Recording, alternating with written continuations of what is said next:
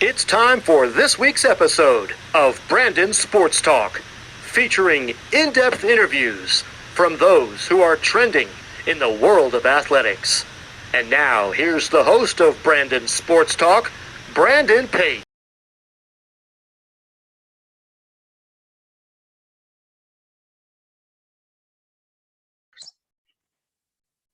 Welcome back to Brandon Sports Talk. In today's episode, I have the privilege to interview the Rio Grande head men's soccer coach, Scott Morrisey. How are you doing today? Fine. How are you? I'm doing good. Can you talk about how you knew that you wanted to get started in college coaching? Really, from the time I was young, I always wanted to be in athletics. Wanted to play sports all my life. It's the only thing I ever knew. Had a really good experience growing up playing sports, and just a lot of really good mentors along the way. And playing in college, I saw how much my college coach enjoyed, coaching. I was a two-sport athlete in college, and I was just fortunate to have played for some really, really good coaches, and just knew that was what I wanted to do. What was it like being a two-sport athlete and playing soccer and basketball? Really busy. Busy in a time where, for 3 out of the 4 years I attended Tiffany University, I would do 2 practices a day. During the soccer season, soccer was always in the afternoon, and then basketball conditioning or practice was in the evening. So I did 2, and it was not really a big issue. My senior year, I was finally afforded the opportunity to not have to go to basketball conditioning during the fall soccer season. And that's the only break I got in the 4 years. But other than that, I enjoyed it, and it was a great experience. What was it like playing soccer for Tiffany? We had a really good program back in the 80s. The NAIA was probably, I would say, probably one of the best, all-around conferences. Even comparing to Division I, Division II. NAIA was the top level soccer back then, and it was a great experience. I chose a school that had international students. Didn't really know that at the time, but we had a really good international population on the team, and very successful and very competitive. And my senior year, we qualified for the national tournament, got to the quarterfinals. So it was a good experience. How was it like, obviously, being inducted into the Athletes Hall of Fame? Great honor. Obviously I had a lot of really talented players that I played with in both basketball and soccer. So it certainly was I look at an award like that as more of a team kind of thing than anything else, because, I couldn't have been as successful as I was as an individual without the support of a really talented group of players around me, both on the basketball court and on the soccer field. So I was very fortunate there, and just a great honor, but an honor that I look at as more of a team accomplishment. I know I was the individual that was recognized, but there's a lot of other things that go into that success as well. So, I had great teammates along the way. Coming out of college, what was it like getting your start at Rio? Really, more than anything else, it was a little bit of a surprise, because when I graduated from Tiffin in the summer of '89, I was sticking around Tiffin University to work in their admissions office, and I was taking 1 year to just work there, because I had been contacted by Ohio University, and I was going to step into their men's basketball GA position in the fall of 1990, and that was set up through one of my former basketball coaches at Tiffin. And as it turned out, I was the morning that the phone call came from Rio's athletic director to the soccer coach at Tiffin University. I was sitting in the office, and my old coach just handed me the phone, and I talked to the AD at Rio, and I was on Rio's campus the next morning and offered the job and accepted it, and moved my stuff and back there 2 days later, and started really from scratch to a program that, back back then in 1989, Rio's soccer program was probably the worst soccer program in the country. And we had 10 players. So I was on campus on that Tuesday recruiting, trying to find another player just to play. So we'd have 11. So it was quite an experience. What was that feeling like of finally becoming a head coach for the first time in your coaching career? Well, I mean, it was pretty much a shock. I never had any coaching experience, so I didn't know. I really didn't know what to do. I didn't know how to plan a training session. I didn't know how to recruit. I didn't know anything. I didn't know about budgets. I didn't know anything. So I mean, it was all brand new to me. So it was just kind of, take the job and kind of figure it out as you go. What was it like, obviously, balancing being the director of compliance and also the soccer coach? Well, at Rio, I'm the director of compliance, assistant athletic director, men's soccer coach, CVIS coordinator, and then we take care of our own facilities. So there's about 5 full-time jobs in there. And it's at this point, it just comes with the territory. I mean, there's tons of administrative responsibility. There's, the soccer coaching, there's recruiting, there's cutting the grass, there's, game day preparation. So we're unique at Rio in that you're not going to go to many other universities and have a person do 4 or 5 full-time jobs. So I think they're getting a bargain for what they pay me. Can you talk about, of course, the culture that you've built for the Rio's men's soccer program? Yeah, we when I got started, I knew that I wanted to try to model our program at Rio after the program that I played for. And so international student recruiting was going to be a big part of it. And I started traveling overseas to Europe, to England, to, Great Britain, and really trying to find, the type of player that I kind of modeled myself after. So we're in a very rural area, and because of that, we were never really able to attract many of the in-state Ohio players. So once we started receiving scholarship support, I felt like it would be best to, if I'm going to go out and provide somebody with a scholarship, I'm going to go out and find the best, whether it's 10 minutes down the road or 10,000 miles away. And so that's what we did. And we really tried to create a culture of, hard work, guys that were really committed to, their craft, so to speak, guys that were interested in, being good students as well as good athletes. And we just try to identify, hardworking student athletes. And that's kind of the motto of our program. And it's always been that way. It's very much a family oriented type of program, and one that we try to embrace everyone, no matter where you come from. How have you built the program into a powerhouse program?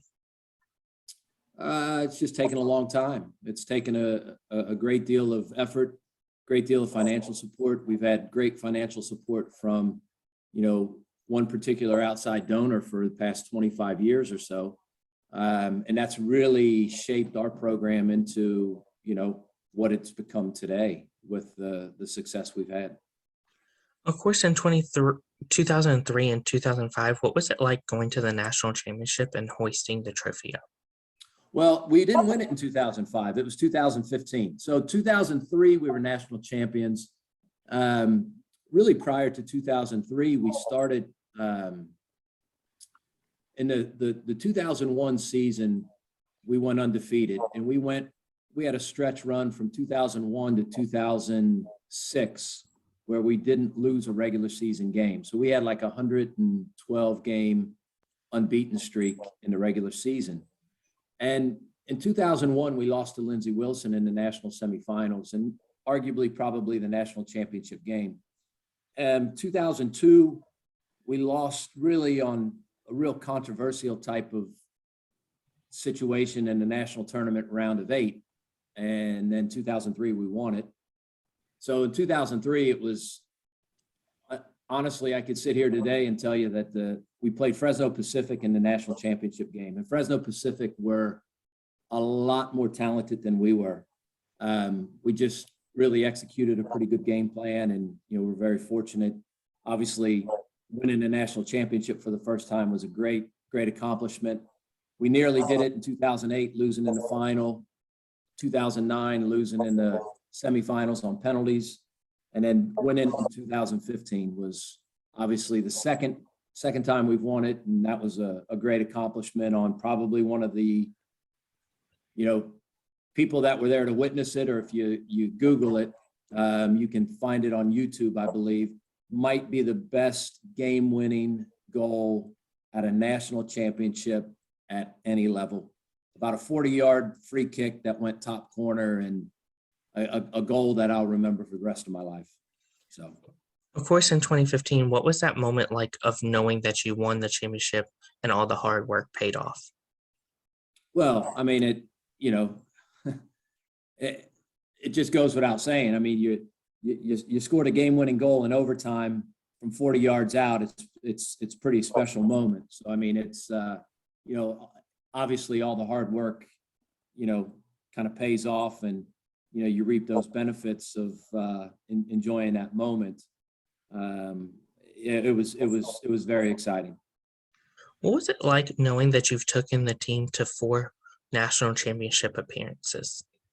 I mean, again, it just kind of goes back to the players we have, the commitment they have. We work really hard to try to be the best we can be, and sometimes it works out, sometimes it doesn't. But we never take it for granted, and we always work hard to try to make sure that we're one of the last ones standing.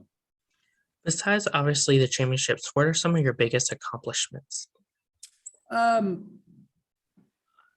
look back on it now because I've been doing this 34 years. I think that the thing that is really special is, a lot of these guys that have come over and played for Rio and graduated, they now are families, married, kids. I'm coaching a couple of my former players' sons now in club soccer. It's just nice to see that, you go out and you identify student athletes. They trust you, and, they trust the process, and, they get married, having families. I mean, some of that to me is what's really special. Some of the other things too is if not a lot of people know where Rio Grande is located, and Rio, for those that have been to the campus and they see our facilities, we've had a transformation of our facilities, and our playing surface might be one of the best playing surfaces in the country, and you just have to see it to believe it. I'm really proud of that. We put a lot of time and effort into that, and there's just a lot of things that I'm very proud of. The student athletes that have committed their lives to being changed. That's always big, first and foremost in my mind.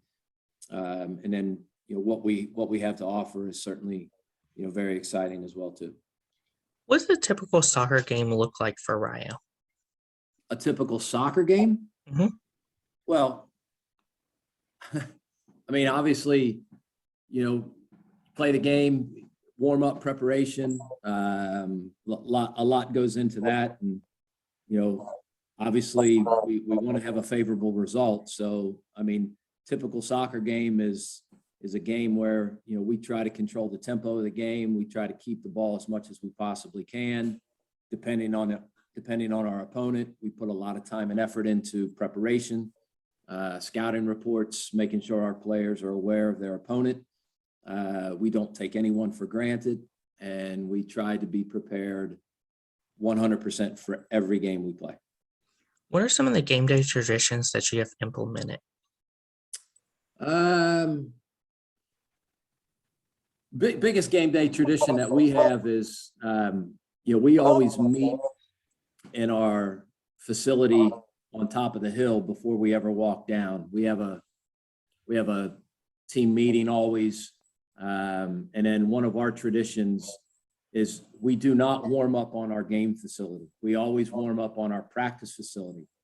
And we're fortunate enough to have as good of a training or practice facility as we do game facility, and they're side by side. A lot of teams that come in and play us for the first time, they tend to question why we can't warm up on the game field. But when they see how good our practice facility is, and it's a carbon copy of what the game facility is, then they understand. So those are our traditions. Other than that, just roll ball out and play, and fingers crossed we get a result. Who are some teams that you face in your conference? Conference opponents include West Virginia Tech, Point Park University, Oakland City, Brescia, just to name a few. We used to have a school called Asbury University. They've switched to NCAA Division III. We've had a little bit of turnover. We've been in and out of other conferences. Probably one of our best stretches of conference opponents was back in the day when we were in the Mid-South with Lindsey Wilson, Campbellsville University, Cumberland U. That 5-year stretch of being in the Mid-South was probably the best experience I've ever had with being in a competitive conference. No disrespect to where we're at, but we were playing against Lindsey Wilson at the time. And, Rio and Lindsey Wilson back in that era was maybe 1-2 in the country every year, kind of like the heart of America with Central Methodist, Missouri Valley, Mid-American Nazarene, Baker, which is your neck of the woods. That's kind of what we were in prior to switching conferences. Of course, what was it like, and how has it been like, obviously being head coach at Rio? I've said this to a lot of people. I've done it 34 years and I haven't worked a day in my life yet. So I'm pretty fortunate to be able to say that. And I say that honestly because it's been a dream job to have. I'm very fortunate. I don't take it for granted. What I do for a living is, I get to surround myself with around young people and try to mold them into, good citizens, good student athletes. And again, I haven't worked a day in my life, so I hope that continues. What does the recruitment process look like for those prospective student athletes looking to play college men's soccer? Well, I mean, everybody's got their own kind of niche and how they go about recruiting. I mean, for us, we try to identify as many student athletes as we can. We have a number that we try to identify for our active roster for both the JV and the varsity. It's a pretty tedious process, whether it's travel abroad, go to games, scout, and then the process of getting them through admissions and AIA eligibility. There's a lot to it, but it's a long process. When on the road, what are some of the things that you look at in these prospective student athletes? If I'm watching a game, I try to watch, if I'm kind of identifying or just looking at one particular individual, I kind of focus on just that particular player and just really maybe not focus on the game itself, but watch the player and watch everything that individual is doing, both on and off the ball. And sometimes, I've been to a lot of games where I'm scouting and I'm maybe with an assistant or somebody, and they're like, "Oh, did you see what happened?" I said, "No, I'm kind of watching the player." And if the player's not involved directly with the ball or involved in the play, people are kind of like, "Well, what are you doing?" I'm like, "Well, I'm here to recruit and I'm watching a particular player." So they may not necessarily be involved. I watch what they do in terms of their spacing on the field, what their shape is like, how they defend when they're not, immediately involved in the play, all that sort of thing. And it's a difficult thing to kind of explain to someone who's not necessarily understanding of it, but that's what I do. When the recruits are on the official visit, what does the official visit look like at Rio? Well, we do a tour. They go through admissions. The financial aid process gets explained to them. They talk to academic professors in their academic field of interest. And it just makes sure they got a really good feel for our campus and make sure they understand exactly where they're coming to and what the expectations are. As head coach, what is it like obviously seeing those prospective student athletes get to try on the jersey and see if they feel at home in it? Well, I mean, for us, it's it really comes down to, you know, we look at a particular type of player, and you know, they've got to understand that we have a certain level of expectation, and if they're willing to put the hard work and effort into achieving what our ultimate goals are, and our goals align with their goals, then, you know, generally speaking, it's a pretty good fit. But it takes a special individual to want to come to a place like Rio, because it's off the beaten path. It's not necessarily bright lights, big city, and it takes a great deal of commitment to, you know, put the hard work in to try to reap the benefits. What advice would you give those high school men's soccer players looking to play college soccer? Now, say that again. What advice would you give those high school men's soccer players looking to go and play college soccer? Well, high school student athletes need to get out and visit schools. They need to make sure that they understand, you know, everybody's got this idea that the best soccer is being played at NCAA Division I, and that's not necessarily true. What's also not necessarily true is that, you know, there's a good program out there for every level of player, irregardless if you're top player on your team, you're one of the top players in your community, or you're not that top echelon. There's a program out there for everyone, and you really got to do your research, and you really got to get out and visit campuses, interact with coaches, and see where you best fit. What advice would you give those college men's soccer players looking to play at the professional level? There's only going to be a very, very, very small percentage. And, you know, I would say don't let anyone tell you you can't do it. But if you're playing in college and you want to be a pro, understand that what it takes to get to that next level is even harder than what it took for you to get to from the high school club level to the college level. And what I see a lot of players that I've interacted with, what lets them down the most is their commitment to looking after themselves, being fit, and having a lifestyle conducive to be a pro. What advice would you give future and current college coaches looking to get started in the industry of coaching in men's soccer? Well, I mean, obviously, if they're already in the industry, they're already on their way. If, you know, being a head coach, there comes a great deal of responsibility. And, you know, I would say the best advice I would give anyone is, you know, the job's important, but if you've got a family and you've got a wife and kids, you know, try not to sacrifice your job for your, you know, at the expense of your family, because family's everything. And I've learned that. That's great advice. Where can my listeners find you at on social media, along with the Rio's men's soccer program at? You can find me on obviously Rio's website. You can email me, scott.m@rio.edu.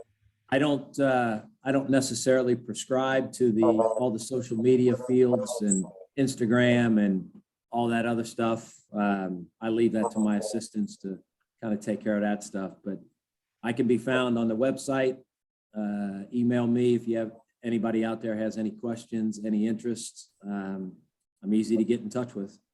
Thank you again, Coach Scott Morrisey, for your interview, and best of luck in your future with the Rio Grande. Thank you.